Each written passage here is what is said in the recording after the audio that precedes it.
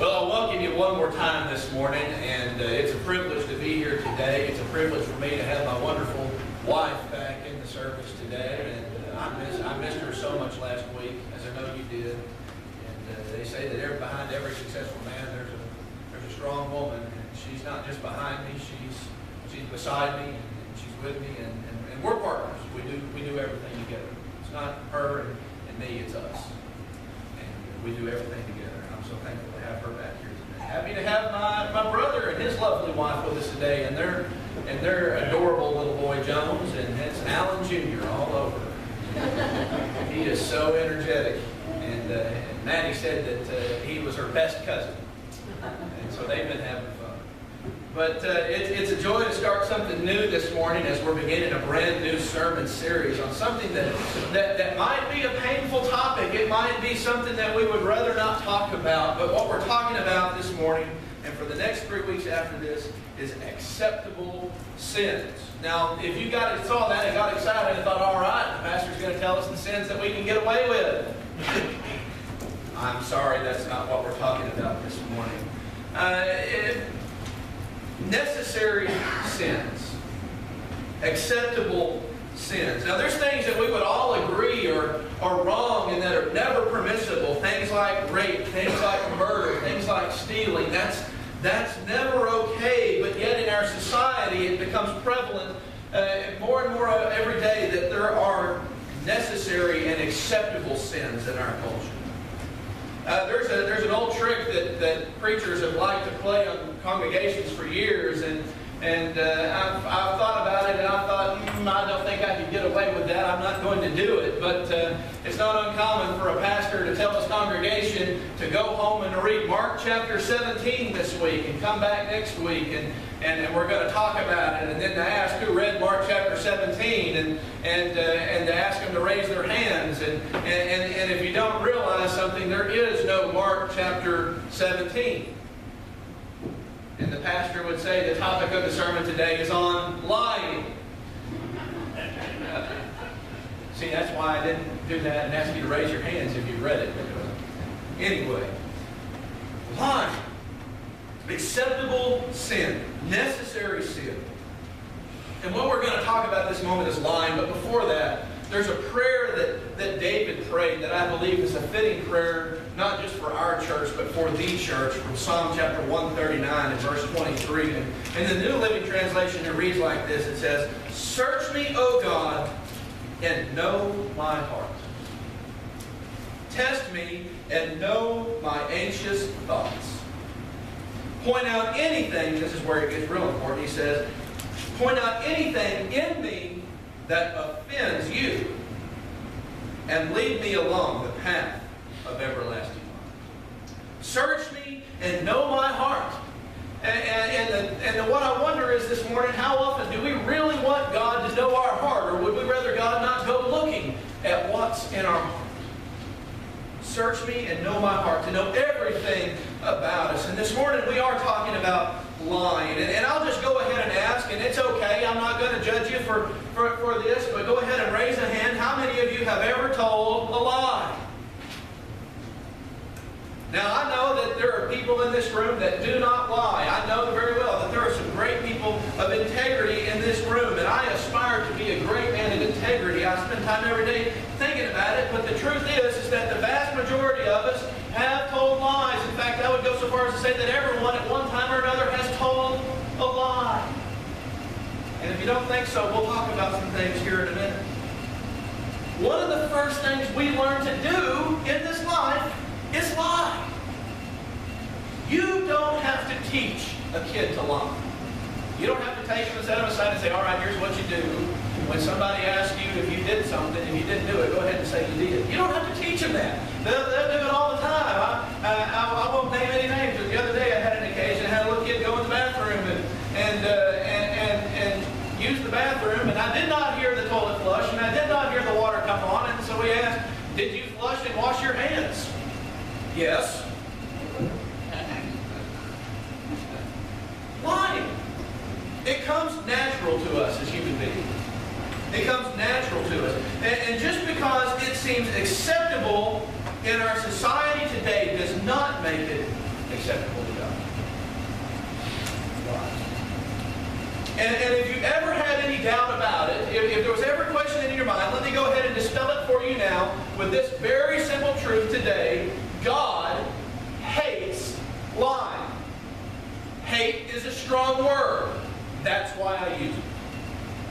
He hates it.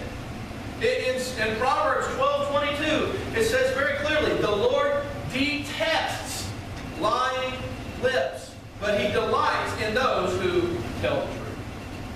That word in Hebrew that's translated as detest, it translates also as something disgusting, an abhorrence, and my favorite, to make nauseous. It makes God nauseous, lying.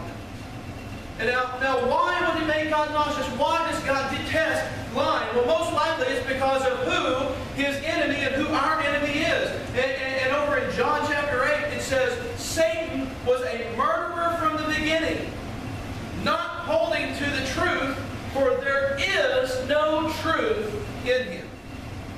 Pay attention to this closely. He goes on to say, when he lies, he speaks his native language. For he is a liar and the father of lies. So our spiritual enemy and the enemy of God is Satan, who is the father of lies. When he lies, he's doing what he does. If he's telling a lie, that comes perfectly natural. If you're believing a lie, then that's exactly what he wants you to do. But many people in the world would say today that it's a part of life. Lying is just what you do. But God says He wants to vomit. Strong language. And there's two things that we're going to look at today, and two things we're going to talk about in depth here in a minute. And the first is this, how we lie, and then the second is just as important, why we lie. How do we lie? Well, the first way that we lie, and this would seem obvious, is that we lie to others. Back in Jeremiah 9 verse 5, it says that friend deceives friend, and no one speaks the truth. We lie. We lie to others. We tell people things that are not the truth in varying degrees, from small to great. We lie to others. I'll tell you this, and ladies, I hate to tell you this, but on average, polls show that women lie an average of 3 times a day. I heard Diddy giggling. 3 times a day. Oh, ladies, that's terrible. That's just awful. How could you do that? Lie 3 times a day. Men, before you start getting down or elbowing your wife or somebody next to you, men on average, according to survey, lie an average of 6 times a day. 6 times a day to tell a lie. I'm by no means saying that in this room today, if you're sitting here today, that you do that, because I guarantee you that many of you don't.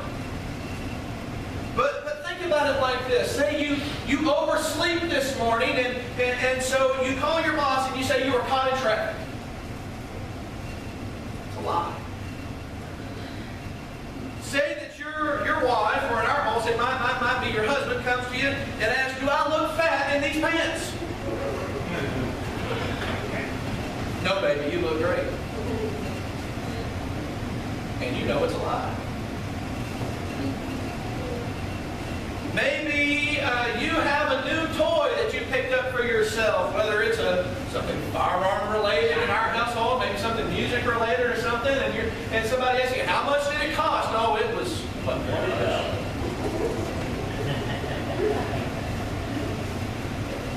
Maybe you don't want to go somewhere, whether it's to work, whether it's to a social event, maybe you don't want to go to church even, and so you fake sick. Ooh, I'm feeling a little down. I can't go. As Dee Dee says, I got to call in. I'm sick of work. These little lies. Maybe it's like one lady said, she buys a dress and then she hides it in the bag in the back of her closet for 2 months, and then she gets it out and wears it, and when her husband asks if it's new, she says, no, I've had it for months. That's good.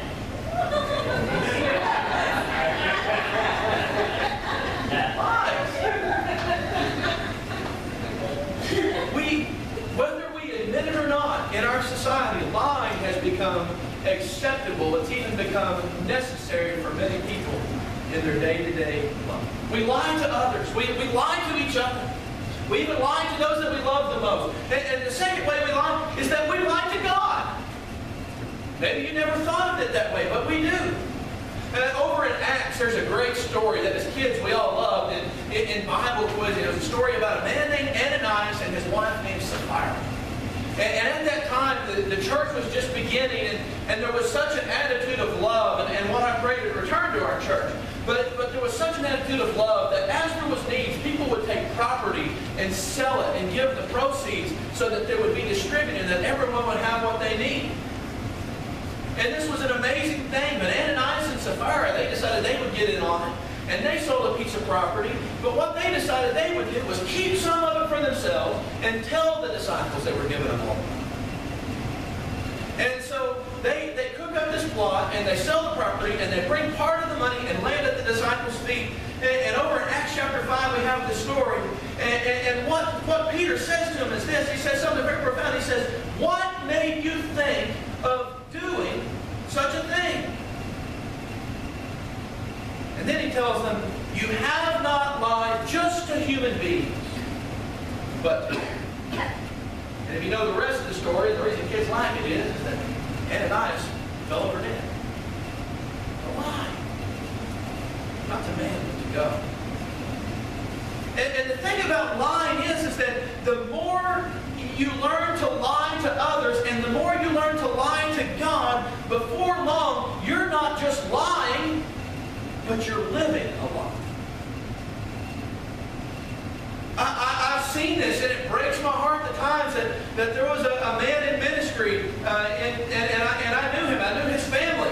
And it turned out that he was practicing homosexual and was having an affair.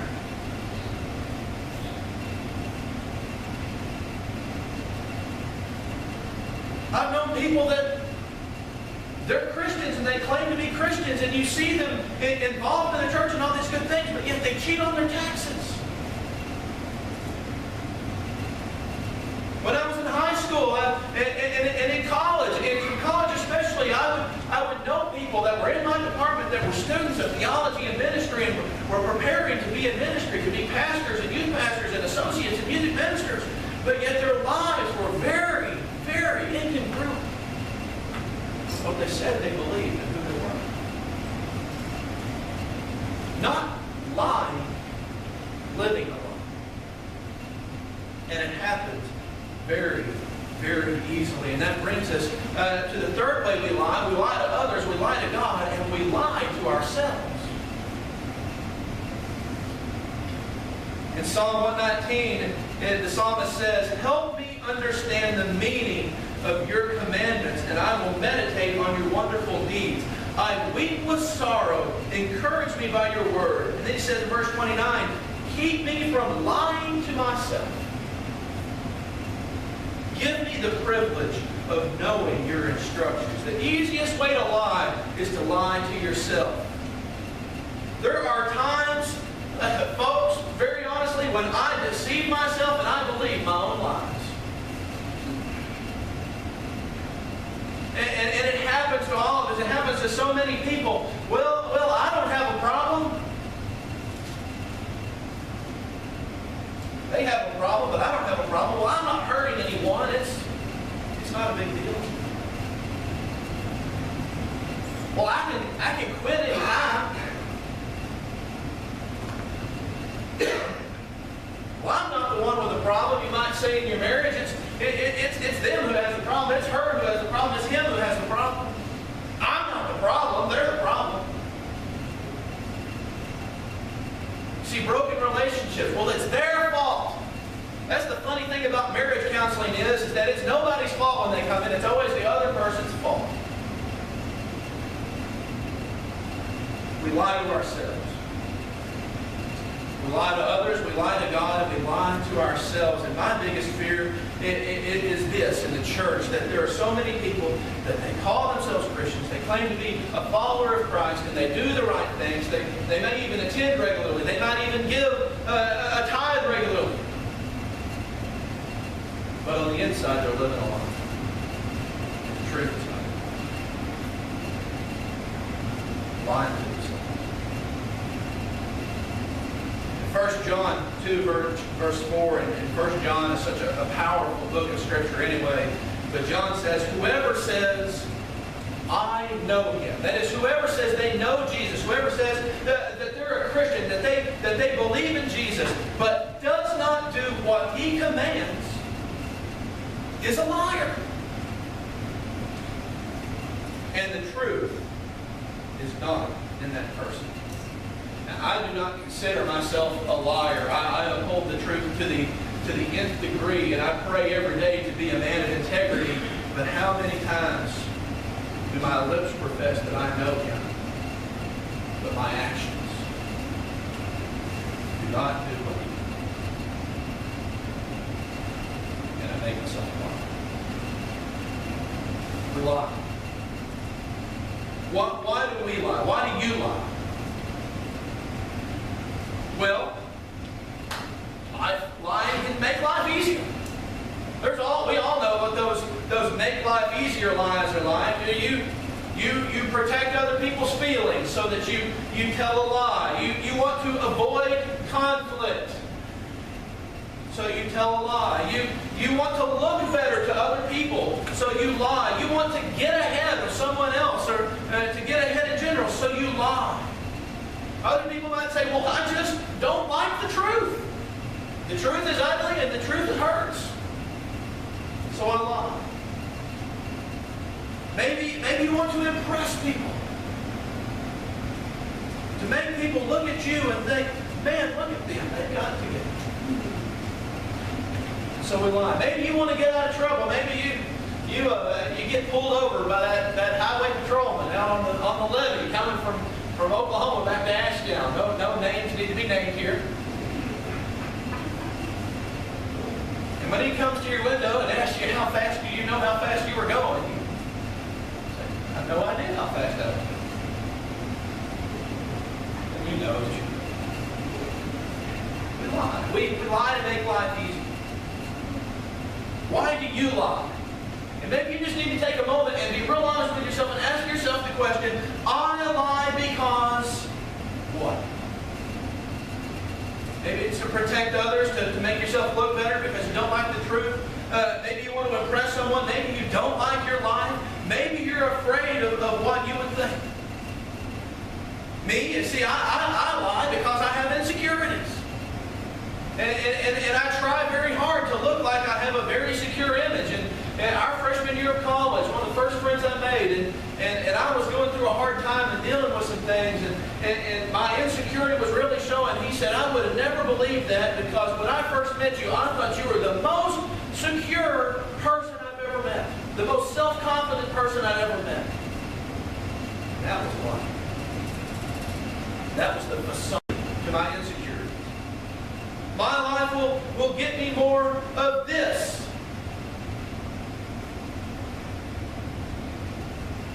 But you have less of what? My lie will help you like me. And that's the funny thing is that people try to build a relationship on lies every day, but you cannot have a healthy relationship when the foundation is lies. You can't do it. Because there's no real relationship. And folks, you might want to be a man of integrity. You might want to be a woman of integrity. You might want to be a young person of integrity. But you cannot build a life of integrity based on lies.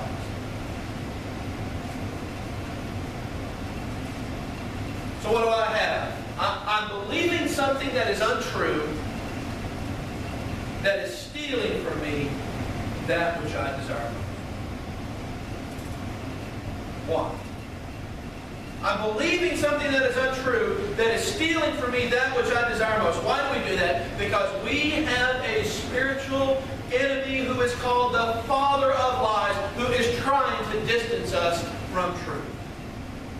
So the more lies that we believe, the more lies we tell, and the less truth that lives inside us. Why do you lie? Why do you lie? Now, I want you to imagine here for a second.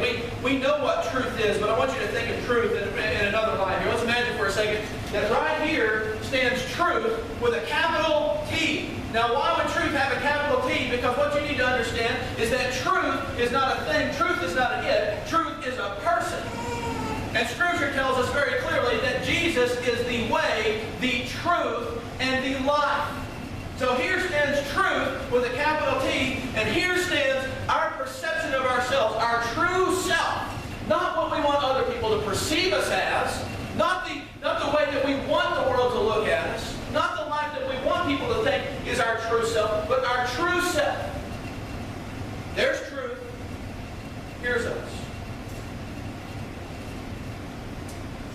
And the thing that you need to know is that the further our true self is from God's truth, the more we lie. So, I tell a little lie today. Well, I was caught in traffic, boss. I'm late for work. It gets easier. Honey, why are you late going home from work? Well, I was busy at work and I had to work. Well, whatever it is, the more we lie, the more we distance ourselves from God's truth, the easier it is. And the reason we do that is because we're believing the lie. And the lie that we're believing is that it's better to lie than to live in the truth. Here's a phenomenal thing. The more I start to believe truth about who God says I am, the more I stop believing the lies which distance me from Him. Phenomenal thing that you might need to write down today. The more I start to believe the truth about who God says I am, the more I stop believing the lies which distance me from God. So who does God say you are? We look at Scripture. When Jesus says, I am forgiven, and I believe that He forgives me of my sins, it's a step towards truth. When I believe that I am who He says that I am, and not who you think that I am, I get closer to the truth. When I believe that His freedom sets me free, as we talked about last week, and I believe that, I am closer to the truth. I get closer to the truth first, not by what I do, but by what I believe. And then, because I'm believing truth, my actions will follow my beliefs. The closer I get to the truth, which is Jesus, the more I realize I don't have to lie. I don't have to lie. And why is that? Because in John 8, verse 32, He tells us so simply and plainly, He says, then you will know the truth, and the truth will set you free. When you know the truth, you no longer need to lie. The truth sets you free. Whether it is everyday little white lies that we like to talk about, or if you've been living a lie, weaving a web that tangles you up and strangles you, and you're stuck, and there's no way out of it because you don't even know where the truth is anymore. All you need to do is start believing the truth. Capital T. Believe you are who He says you are. Believe what He says about you. And when you do that, you're stepping closer and closer to the truth. And when you get to the truth, like John said, the truth sets you free. Why do I lie? I lie because I'm not believing the truth. Because I believe my lies are better. But only the truth can save you. Father, I pray for your church this morning that you would convict us, though painful it is, of those times in our life when, for whatever reason it may be, no matter what we may convince ourselves of, we lie. We lie to others. We lie to you. We lie to ourselves. Lord, set us free this morning as we step into the light of the truth.